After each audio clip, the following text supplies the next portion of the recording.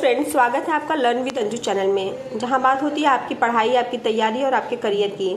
तो अगर आप भी सरकारी नौकरी की राह में हैं तो बने रहिए हमारे साथ। चलिए शुरू करते हैं आज की बड़ी खबर। आज के न्यूज़पेपर में क्या अपडेट्स हैं, आइए देखते हैं। चलिए शुरू करते हैं, बात करते हैं सबसे पहले टीजीटी पीजीटी की। तो जीआईसी की भर्ती है एलटी ग्रेड, उसका तो विज्ञापन जारी हो गया है। आवेदन भी बहुत तेजी से हो रहे हैं, लेकिन समाचार पत्रों के माध्यम से जानकारी दी गई है कि अभी जो टीजीटी पीजीटी आना है वह अभी उसकी प्रक्रिया आगे नहीं बढ़ रही है।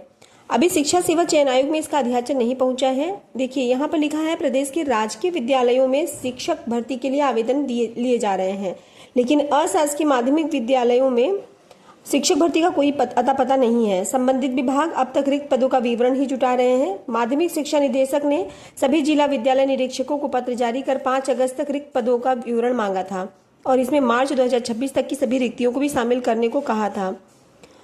अभी मियाद पूरी हो चुकी है और उत्तर प्रदेश शिक्षा सेवा चयन आयोग से रिक्त पद का विवरण मिलने का इंतजार है। प्रदेश के अशासकीय विद्यालयों में प्रशिक्षित स्नातक टीजीटी व प्रवक्ता के तकरीबन 30,000 पद खाली हैं, लेकिन पदों की सही संख्या तभी स्पष्ट होगी जब माध्यमिक शिक्षा निदेशालय रिक्त पदों का विवरण आयोग को भेजेगा। बुधवार तक आयोग को कोई विवरण अभी नहीं मिला है। दूसरी ओर राजकीय विद्यालयों में एलटी ग्रेड शिक्षक भर्ती के 7,466 पदों पर भर्ती के लिए आवेदन की प्रक्रिया शुरू हो चुकी है। 28 अगस्त आवेदन की अंतिम तारीख है और यह भर्ती पहली बार प्रारंभिक व मुख्य परीक्षा के माध्यम से की जाएगी। आगे लिखा है, इसके साथ ही आयोग किसी महाप्रवक्ता के तकरीबन 1500 पदों पर भर्ती का विज्ञापन जारी करने जा रहा है और वहीं पर एलटी ग्रेड शिक्षक भर्ती में विद्यार्थी उम्र सीमा में छूट की मांग कर रहे हैं। इसको लेकर के भी मैंने कल आपको पहले ही जानकारी दे दी थी। आज के समाचार पत्र में भी जानकारी दी गई है। लिखा है, आयु सीमा में छूट के लिए उच्च शिक्षा मंत्री से मिलेंगे अभ्यर्थी। राजकीय विद्यालयों में एलटी ग्रेड शिक्षक भर्ती में व प्रवक्ता भर्ती में शामिल होने के लिए निर्धारित आयु सीमा में राहत देने की मांग को लेकर प्रतियोगी छात्र प्रतिनिधि मंडल के सदस्य उच्च शिक्षा मंत्री योगेंद्र उपाध्याय से मिलेंगे। प्रतिनिधि मंडल के शीतला प्रसाद ओझा ने बताया कि बृहस्पतिवार सुबह 10 बजे उच्च शिक्षा मंत्री के लखनऊ स्थित आवास पर अभ्यर्थी जुटेंगे और ज्ञापन तो जो भी विद्यार्थी चाहते हैं कि उम्र सीमा में छूट मिले, विद्यार्थी भी लखनऊ के आसपास के हों, वो जल्द से जल्द ज्यादा से ज्यादा विद्यार्थी जो हों वो 10 बजे तक आज पहुंच सकते हैं। रेलवे से शिक्षकों की एक वैकेंसी आई है, छोटी सी लेकिन संविदा पर शिक्षक भर्ती के लिए एनसीआर ने मांगे आवेदन। Uttar Pradesh Madhya railway inter college Tundla में शिक्षकों की भर्ती के लिए रेलवे प्रशासन ने आवेदन मांगे हैं। यहां 32 पदों पर भर्ती की जाएगी। साक्षात्कार के आधार पर होने वाली भर्ती के लिए 22 अगस्त तक आवेदन मांगे हैं।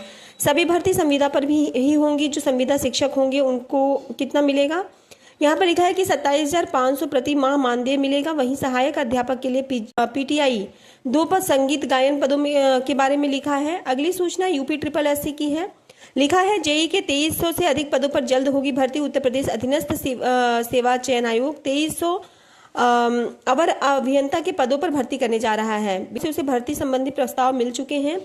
भर्ती नियमावली के आधार पर पदों का मिलान किया जा रहा है और जल्द इन पदों पर भर्ती के लिए आवेदन मांगने की तैयारी है। आवेदन आएंगे आपके पेट के रिजल्ट के बाद ही आएंगे और पेट का रिजल्ट भी बहुत उसमें देरी नहीं लगेगी। लिखा है, राज्य सरकार के समूह ग तक के पदों पर भर्ती का अधिकार उत्तर अधीनस्थ सेवा चयन आयोग को दे रखा है और मुख्यमंत्री योगी आदित्यनाथ ने रिक्त पदों को भरने के लिए विभागों से आयोगों को ई अधियाचन पोर्टल से प्रस्ताव भेजने का निर्देश दे रखा है।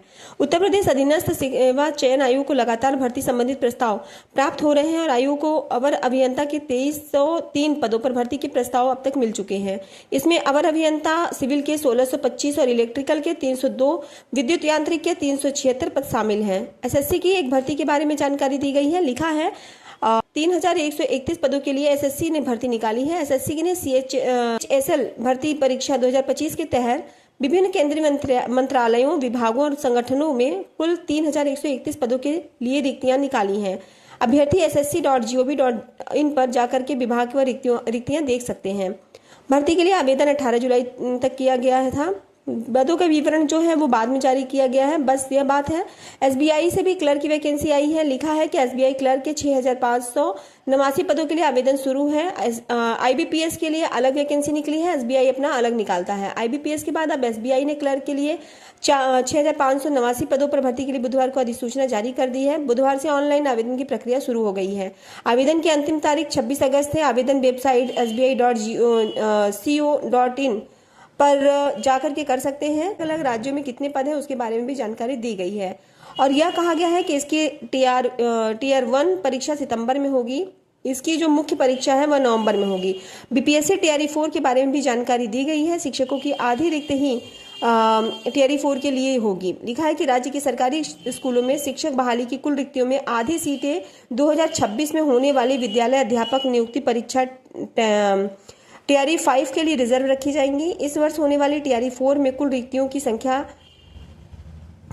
की आधी संख्या पर ही बहाली होगी। टीआरई 4 की रिक्तियां आने के पहले एसटीईटी नहीं होगी और यानी एसटीईटी अब टीआरई 5 की पहले एसटीईटी होगी।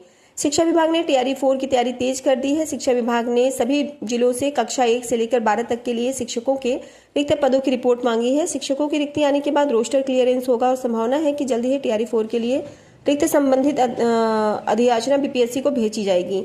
अधियाचना के बाद बीपीएससी सितंबर में वैकेंसी जारी करेगा और विभिन्न जिलों से कक्षा 1 से लेकर 12 तक लगभग 1 लाख शिक्षकों की रिक्त की संभावना है। इसमें यानी कि लगभग 50,000 टीआरई 4 के लिए और 50,000 टीआरई 5 के लिए रिजर्व होगी। शिक्षा विभाग को अभी तक कक्षा 9 से लेकर के 12 तक के लिए विभिन्न जिलों के लगभग 25,000 की रिक्ति की संभावना है। यह रिक्ति विषयवार है और प्रारंभिक स्कूलों में रिक्ति कम आ रही है। टीआरई 3 के तहत चयनित सभी शिक्षकों और प्रधान शिक्षकों की ज्वाइनिंग पूरी होने के बाद वास्तविक रूप से गणना हो सकेगी। 300 से प्रधान शिक्षक की ज्वाइनिंग के बाद शिक्षकों के लिए इतनी सीटें रिक्त रहेंगी। टीआरई 4 में पहली बार व्यवस्था होगी कि राज्य के युवाओं के लिए लगभग 85% सीटें रिजर्व होंगी। 15% सीटों पर ही दूसरे राज्यों के अभ्यर्थियों को इसका लाभ मिलेगा। कक्षा 5 तक के लिए शिक्षक भर्ती में 50%, अन्य कोटि में 35% आरक्षण का लाभ सिर्फ बिहार की महिलाओं को मिलेगा। उत्तर प्रदेश की भर्ती के बारे में भी जानकारी दी गई है। अटल आवासीय स्कूलों में प्रधानाचार्य और शिक्षकों की भी स्थायी भर्ती होगी। कुल 792 पदों पर भर्ती होगी, जिसमें से प्रधानाचार्य के 18 और शिक्षकों के 774 पद शामिल होंगे। इसकी नियमावली बन रही है और यहाँ पर लिखा है कि उसी के बारे में प्रदेश के अटल आवासीय विद्यालयों में जल्द प्रधानाचार्यों और शिक्षकों की स्थायी भर्तियां होंगी। प्रत्येक मंडल में खुले इन 92 पदों पर भर्तियां की जाएंगी। इसमें प्रधानाचार्य के 18 और शिक्षकों के 774 पद शामिल हैं। भर्तियों के लिए सेवा नियमावली तैयार कर शासन को मंजूरी के लिए भेजी गई है। फिर उसे कैबिनेट की स्वीकृति के लिए भी भेजा जाएगा। फिर शिक्षा सेवा चयन आयोग के जरिए भर्तियां कराई जाएंगी। तो यह हो गया आज का वीडियो आपको अच्छा लगा अवश्य कर दें। जिन छात्रों ने चैनल को अभी भी सब्सक्राइब ना किया तो सब्सक्राइब कर लें। पूरा वीडियो सुनने के लिए बहुत बहुत धन्यवाद।